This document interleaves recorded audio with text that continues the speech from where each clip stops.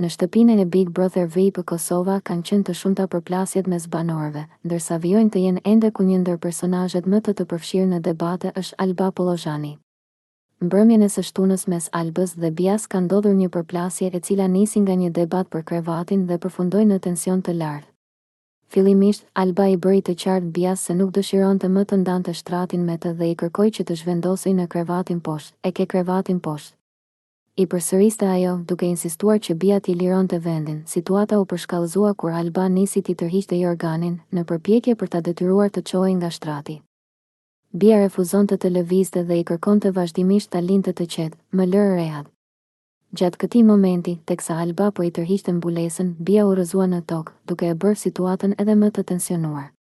Menjëherë pas kësaj, Alba deklaroi se rrëzimi nuk ishte aksidental, por i qëllimshëm.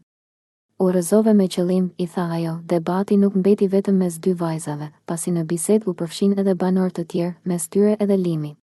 Ndërkohë, lëndrimi ju afrua Bias, duke i kërkuar të tregonte më shumë mirëkuptim dhe ta zgjidhte situatën me qetësi, duke ja liruar vendin Albës.